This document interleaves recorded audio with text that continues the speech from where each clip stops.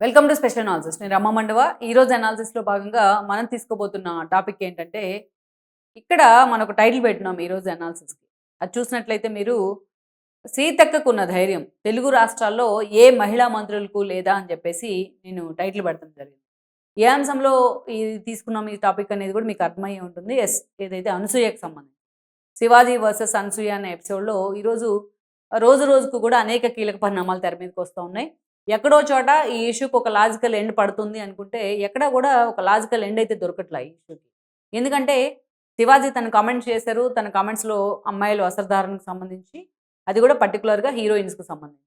Cinema ఇండస్ట్రీని ఉద్దేశించి ఆయన కామెంట్స్ చేయడం గానీ, ఆ కామెంట్స్‌లో ఒక 2, 3 మాటలు తప్పుదొర్లాయి కాబట్టి దానికి ఆయన రిగ్రెట్ అయ్యారు. సారీ చెప్పారు. అండ్ దెన్ ఒక వివరణ కూడా ఇచ్చారు సుదీర్ఘంగా. అయితే ఈ ఇష్యూ మీద first Anasuya and then Chinmayi react అయ్యారు. వాళ్ళ మీద వచ్చిన వ్యతిరేకతతో ఇటు చిన్మయి లాంటి వాళ్ళు పూర్తిగా సైలెంట్ కావడం జరిగింది. అయితే అనసూయ మాత్రం దీన్ని ఒక జీడిపాకంలాగా సాగదీస్తానే వస్తా ఉన్నారు. ఈ క్రమంలోనే ఒక నాగబాబు, ఒక ప్రకాష్ రాజు, ఒక వర్మ లాంటి వాళ్ళు ఇన్వాల్వ్ అయ్యారు. మొత్తం సోషల్ మీడియా గాని, మీడియా గాని, అటు సమాజం 99% సోషల్ కన్సర్న్ ఉన్న వ్యక్తులు కూడా వాళ్ళ మీద తిరగబడ్డారు. సో, వాళ్ళ ఫ్యామిలీ ఇష్యూలను కూడా తీసుకొచ్చి బజార్‌న పెట్టే ప్రయత్నం చేశారు. ఈ క్రమంలోనే వాళ్ళంతా కూడా పూర్తిగా సైలెంట్ కావడం జరిగింది. అసలు ఈ ఇష్యూ మీద ఎవరైనా సరే శివాజీకి నెగెటివ్‌గా మాట్లాడితే అంత వ్యతిరేకత వస్తా ఉంది వాళ్ళ మీద. ఇలాంటి సందర్భంలో ఈ రోజున ఈ అంశానికి సంబంధించే ఇటు కాంగ్రెస్ వైపు నుంచి ఎవరైతే సంజయ్ రెడ్డి లాంటి వాళ్ళు కూడా చాలా యాక్టివ్‌గా ఉన్నారు. చాలా యాక్టివ్‌గా మాట్లాడుతూ ఉన్నారు. ఇక అన్వేష్ లాంటి వాళ్ళు ఎంటర్ అయిన తర్వాత అసలు వేరే టర్న్ తీసుకుంది ఇది. అటు శివాజీని, గరికపాటి నరసింహారావు గారిని ఇద్దరిని కూడా ఆయన అవమానించడం గానీ, అదేవిధంగా అతని మీద ఈరోజు 2 తెలుగు రాష్ట్రాల్లో ఆ స్థాయిలో కేసులు ఫైల్ అవ్వడం గానీ, తర్వాత ఆయన సారీ చెప్పినా ఈరోజు జనం మాత్రం ఆయన క్షమించేలాగా లేరు అతన్ని. సో, ఆ దరిద్రుడిని రేపో మాపో లాక్కొచ్చే సందర్భం అయితే కనిపిస్తా ఉంది ఇండియాకి.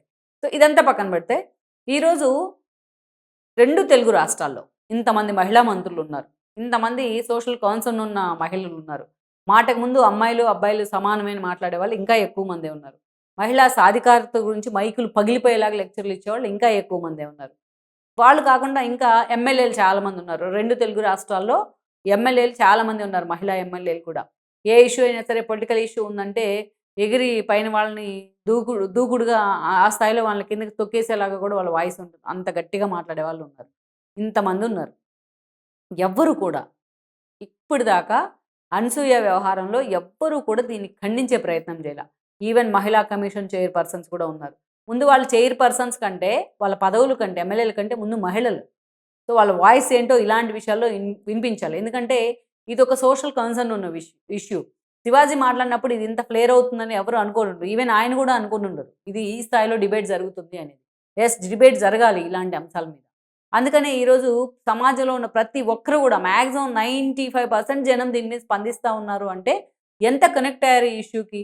ఇది మనం స్వాగతించాల్సిన అంశం. ఇంత చర్చ జరగడం ఒక మంచి అంశం మీద. అమ్మాయిల వస్త్రధారణకు సంబంధించి చర్చ జరగాల్సిందే. అందుకే సమాజం కూడా అదే కోరుకుంటా ఉంది ఈ రోజున. దట్టు అందులో కూడా వన్ సైడెడ్‌గా శివాజీకి అప్లాస్ కనిపిస్తా ఉంది. మరి ఇంకా అనసూయ లాంటి వాళ్ళు దాన్ని ప్రొవోక్ చేస్తున్నట్టు, రెచ్చగొడుతున్నట్టు వ్యవహరిస్తున్న తీరు మాత్రం చాలా మందికి ఇబ్బందికరంగా మారింది. ఇది ఒక లాజికల్ ఎండ్ లాగా ఆమె ఎక్కడ ఫుల్ స్టాప్ పెట్టే ప్రయత్నం చేయట్లా. సో, ఆమె మీద కూడా కేసులు పెట్టేందుకు కూడా కొంతమంది సిద్ధమవుతా ఉన్నారు. అయితే ఇలాంటి పరిస్థితులు మరి ఇంతమంది ఉన్నారు కదా! ఇండస్ట్రీలో చాలా మంది ఉన్నారు. ఎక్కడో ఒకరిద్దరు మాట్లాడుతున్నారు. పాపం వెటరన్ యాక్టర్ శివపార్వతి లాంటి వాళ్ళు, అన్నపూర్ణ లాంటి వాళ్ళు. వాళ్ళు కొంతమంది మాత్రమే మాట్లాడుతూ ఉన్నారు.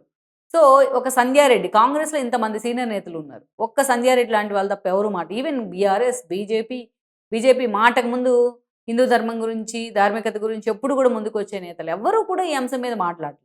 వస్త్రధారణ అనే అంశం చాలా కీలకమైంది గదా! ఫస్ట్ అపియరెన్స్ అనసూయ లాంటి వాళ్ళు ఆమె మాట్లాడుతుంది dress is not the matter అని. Dress is the matter. Dress is only the matter. First మనం చూడడంతోనే మనకు కనిపించేది ఆ మనిషి అపియరెన్సే. తర్వాత మాట్లాడితేనో, తర్వాత వాళ్ళ బిహేవియర్‌ని చూస్తే వాళ్ళ గుణగణాలు మనకు తెలుస్తాయి. వాళ్ళ యాటిట్యూడ్ తెలుస్తది. ఫస్ట్ కనిపించేది డ్రెస్సే. అపియరెన్స్ సరిగ్గా ఉండాల్సింది డ్రెస్‌లోనే ఫస్ట్. సమాజం నిన్ను గుర్తించేది ఫస్ట్ నువ్వు ఎట్లా యేసుకున్నావు, నీ వస్త్రధారణ ఎలా ఉంది అనే దాన్ని బట్టే గదా! నువ్వు దాన్ని ఎలా మార్చగలవు? సమాజంలో ఇన్‌బిల్ట్ అయిన వస్త్రధారణని నువ్వు మార్చలేవు. ఒకవేళ మార్చావంటే నువ్వు సమాజానికి వ్యతిరేకంగా వెళ్తున్నట్టే. నిన్నెక్కడో ఏ ఎర్రగడ్డలోనో, ఏ వైజాగ్ మెంటల్ హాస్పిటల్‌లోనో పెట్టాల్సిన స్టేజ్‌కి నువ్వు వచ్చావన్నట్టే. సో, ఇక్కడ మనం చూస్తే ఇంతమంది మహిళా నేతలున్నారు. ఇంతమంది ఎమ్మెల్యేలున్నారు, ఎమ్మెల్సీలున్నారు. రాజకీయంగా రోజు ఒకరి మీద ఒకరు దుమ్మెత్తి పోసుకునే వాళ్ళున్నారు. గల్లీ భాష మాట్లాడే లీడర్లు కూడా చాలామందున్నారు ఇంకా.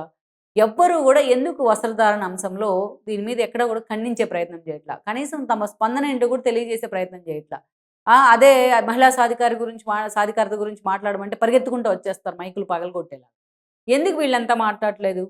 కనీసం సమాజానికి ఇది ఒక మంచి టైం గదా! ఇది మంచి హెల్తీ డిబేట్ జరుగుతున్న టైం గదా!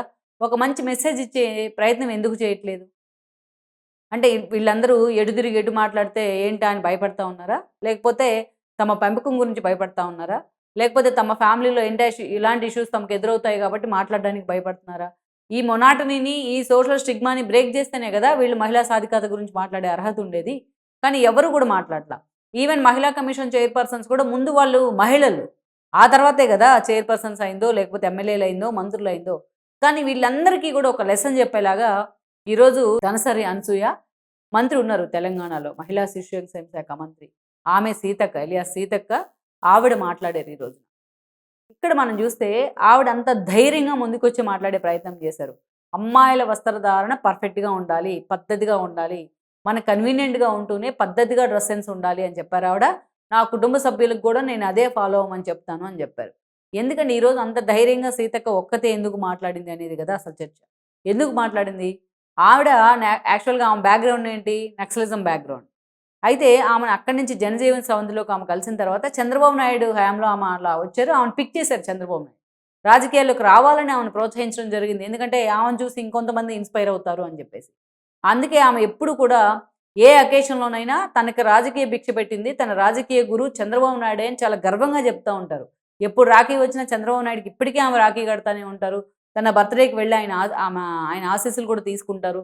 ఆ గొప్పతనం ఎప్పుడు కూడా చంద్రబాబు నాయుడుకే ఇస్తా ఉంటారు ఆవిడ క్రెడిట్. అయితే ములుగు కాన్స్టిట్యున్సీ ఆమె ఎప్పుడు ములుగు కాన్స్టిట్యున్సీని రిప్రజెంట్ చేస్తూ వచ్చారు టీడీపీ నుంచి గాని, ఆ తర్వాత రేవంత్ రెడ్డి త్రూ కాంగ్రెస్‌కి వచ్చిన తర్వాత కానీ. ఇక్కడ ములుగు కాన్స్టిట్యున్సీ పరిధిలో చాలా మారుమూల గ్రామాలుంటాయి. అడవుల్లోకి వెళ్ళాలి. ఒక రిమోట్ ఏరియాస్. అట్లాంటి చోట కూడా అదే నేత చీరతోని, అదే వస్త్రధారణతోని ఆమె వెళ్తుంది.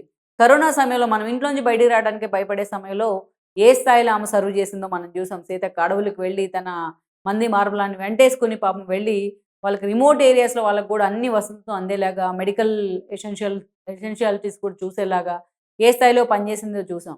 అందుకే ఆమె పార్టీ ఏంటి అనేది చూడరు. కొంతమంది ఎమ్మెల్యేలకి అపార్ట్ ఫ్రమ్ పార్టీస్ వాళ్ళకి వ్యక్తిగతంగా కొంత ఇమేజ్ ఉంటుంది. అలాంటి సోలో ఇమేజ్ ఎవరికన్నా ఉందంటే అది సీతక్కకే. సో, ఆ క్రెడిట్ అయితే మాత్రం ఆమెకి ఇవ్వాల్సిందే. ఎలాంటి డౌటు లేదు. సరే ఓన్లీ ఇష్యూస్ మీదకి ఓన్లీ అలాంటిదే ఇస్తామా? ఓన్లీ ఆమె ఏదైతే ఈరోజు మనం చూస్తున్నాం కేవలం ఇలాంటి ప్రజలకు సేవ చేసే అంశాల్లోనే సీతక్క ముందుంటుందా అంటే కాదు. ఇలాంటి ఇష్యూస్ వచ్చినప్పుడు ఇప్పుడు మనం చెప్పుకున్న ఇందాక వస్త్రదానం గురించి ఇలాంటి ఇష్యూస్ వచ్చినప్పుడు కూడా ఆమె స్పందించే విధానం ఈరోజు ఆమెకు బిగ్ అప్లాస్ తీసుకొస్తా ఉంది. అంత ధైర్యంగా సీతక్క ఎలా మాట్లాడగలిగింది? ఎందుకంటే తన పద్ధతి గాని, తన ఆహార్యం గాని, తన నడక గాని, నడవడిక గాని ఎప్పుడూ అలాగే ఉంటుంది కాబట్టి అంత ధైర్యంగా ఈరోజు ఆ సబ్జెక్ట్ మీద ఆమె మాట్లాడగలిగింది. ఎప్పుడు గూడా తన మూలాలు ఆమె ఎప్పుడు మర్చిపోలా. తాను ఎక్కడి నుంచి అనేది ఆమె ఎప్పుడు మర్చిపోలా.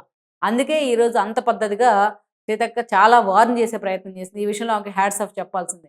ఆమె చేసిన సర్వీస్ ఒక ఎత్తయితే ఇప్పటిదాకా ఇలాంటి అంశాల్లో భయపడకుండా అంత ధైర్యంగా ఒక మెసేజ్ ఇచ్చే ప్రయత్నం చేస్తుంది. సోషల్ కన్సర్న్ ఉన్న ఒక వ్యక్తిగా ఒక మెసేజ్ ఇచ్చే ప్రయత్నం చేస్తూ తన ఫ్యామిలీ కూడా వస్త్రధారణ విషయంలో ఇలాగే ఉంటుంది. అమ్మాయిలు ఎలా పడితే అలాగా బట్టలేసుకొని రోడ్డు మీద పడతానంటే ఊరుకోమనే విధంగా ఆమె చాలా వార్న్ చేసే ప్రయత్నం చేసింది.